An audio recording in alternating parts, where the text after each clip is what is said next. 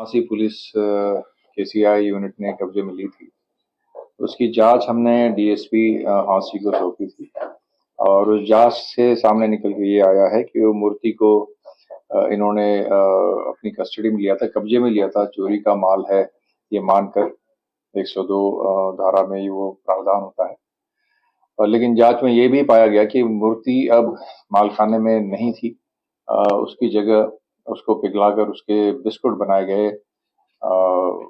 वो उसमें उसकी जांच भी उन्होंने कराई थी, सुनार से जो बात हुई। तो वेदर उसमें सोना है कि नहीं, उसमें और क्या क्या है, ये एक जांच का विषय है। लेकिन जो पुलिस के पार्ट पे जो गलत बात थी वो ये थी कि जब मूर्ति वो प्राचीन कितनी है ये भी जांच का विषय है, उसका कार्बन डेटिंग करना पड़ेगा कि वो किस पीरियड की है, प्राचीन है या नहीं है। ये अलग अलग बातें इन्वेस्टिगेशन में क्लियर होगी। लेकिन जो बात अनएक्सेप्टेबल है वो ये है कि कोई अगर वस्तु या कोई भी चीज पुलिस ने कस्टडी में ले ली है अपने, उसके बाद में उसके साथ पुलिस टैंपर नहीं कर सकती। और यहाँ उसके साथ टैंपर किया गया, ना सिर्फ टैंपर किया गया, उसको उसके बिस्कुट बनाए गए। तो उसको बिस्कुट बनाने का क्या मानसिकता है, ये प्राइमा फेसा तो ठीक नहीं लगती इनकी मानसिकता। उसकी जांच करने के लिए हमने अभी इसमें एफआईआर दर्ज करने के आदेश किए हैं इस मामले पर। जो सीआई 2 झांसी के जो भी ऑफिशियल्स इसमें इन्वॉल्व थे, as per the report of the DSP, उन पर एफआईआर दर्ज होगी और साथ ही साथ उन पे डिपार्टमेंटल एक्शन के लिए भी हमने लिखा है। सर, प्राथमिक जांच में क्या साबित हुआ है कि किस धातु की वो मूर्ति बनी हुई थी? नहीं, जांच में अभी ये ऑफिशियल रिपोर्ट उन्होंने किसी से नहीं लिया कि क्या क्या धातुएं थी उसमें। लेकिन जो इनफॉर्मली मुझे पता चला है, जो सुनार जिससे मैंने बात करी थी, उसने ये कहा कि अ, उनके पास जो भी लोग आए वो ये समझ के आए थे कि इसमें सोना है। चाहे वो पहले जो लोग आए थे बेचने के लिए, इनके पास जांच कराने के लिए, या फिर उस सीआई के लोग थे, वो ये सोच के आए थे कि इसमें सोना होगा। और जो उन्होंने खुद जांच करी थी वो कह रहे कि इसमें सोना नहीं है और ये अष्ट धातु की मूर्ति है। सर, सीआईए ने जब मूर्ति को अपने कब्जे में लिया तो क्या उसका कोई रिकॉर्ड रखा गया? एज अ चोरी का माल अगर वो मान के चल रहे थे तो उसका रिकॉर्ड था कोई?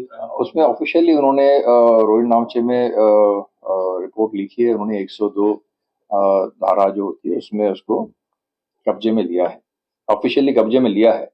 और इसीलिए ऑफिशियल कब्जे में लेने के बाद आप उसके साथ कोई छेड़छाड़ नहीं कर सकते। इंटरनेशनल मार्केट में कितनी कीमत है सर? नहीं, अभी ये भी हमको नहीं पता कि ये कितनी प्राचीन है भी या नहीं है। लेकिन जो फोटोग्राफ हमने देखा है जो अवेलेबल था, उससे लगता है कि ये एंटीक मूर्ति है।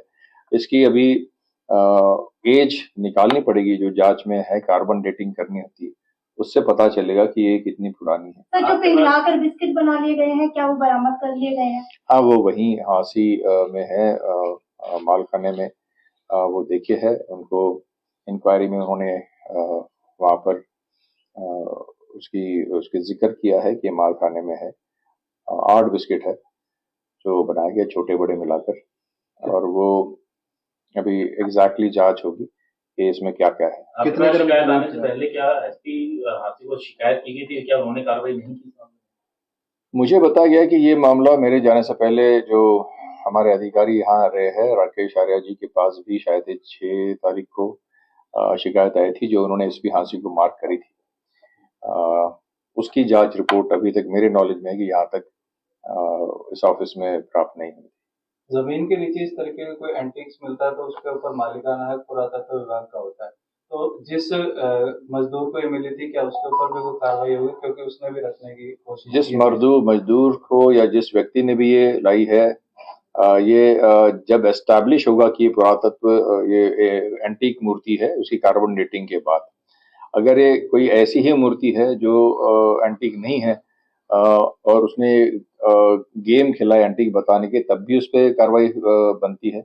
और अगर ये एस्टैब्लिश हो जाता है कि एंटीक मूर्ति है कार्बन डेटिंग के बाद, तो उसके बाद डेफिनेटली उस पर कार्रवाई होगी। और ये भी मैंने जांच के लिए डीएसपी को दिया है कि जो मजदूर और जो बबलू व्यक्ति जो इसमें कंप्लेनेंट है, उनके रोल की भी जांच की जाए कि अगर उनको मूर्ति बिहार में या यूपी में मिली थी तो उन्हें वहीं पुलिस के संपर्क में वहीं उनके हवाले क्यों नहीं करी और वो क्यों यहाँ पर लेके आए। तो उनके जो इंटेंशंस है उनके भी वो भी मैलाफाइड लगते हैं कि वो यहाँ इसलिए लेके आए कि उनका यहाँ कोई कांटेक्ट होगा और यहाँ उनको ऐसा लगा कि हम इसको डिस्पोज कर पाएंगे, वरना उनको चाहिए था कि अगर ये एंटीक मूर्ति थी तो लोकल पुलिस के कब्जे में देते और आगे की कार्रवाई करवाते पुरातत्व विभाग वाले। कितने मुलाजिम शामिल थे सर इस पूरे मामले में? जी, कितने मुलाजिम शामिल तो डीएसपी साहब की रिपोर्ट के हिसाब से जो 3 लोग इसमें मुख्य रूप से पाए गए हैं, 3 लोगों का जो इंचार्ज है, उनके साथ 2 और कर्मचारी, उनके खिलाफ अभी कार्रवाई के लिए बोला गया है, लेकिन जांच के दौरान पता चलेगा कि और किस किस को इसकी जांच। सुनार के खिलाफ जिसने मूर्ति पिघलाई उसके खिलाफ कोई कार्रवाई बनती है?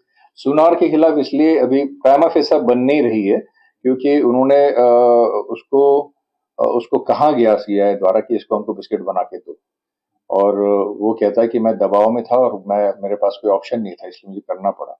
लेकिन जांच के बाद उनका भी रोल स्पष्ट हो जाएगा कि कॉल डिटेल्स वगैरह सब देखने के बाद कि उनका एग्जैक्टली क्या रोल रहा। अगर वो शामिल मिले तो उन पर भी कार्रवाई होगी। सर, शिकायत में आरोप ये है कि सुनार ने ही संपर्क करके सीआईए को बताया है कि इस आदमी के पास ये मूर्ति है और वो भी जांच में पता चल जाएगा अगर उन्होंने ऐसा किया। जी, सुनार सुनार ज्वेलर्स कहाँ का था? हिसार का है, हिसार का।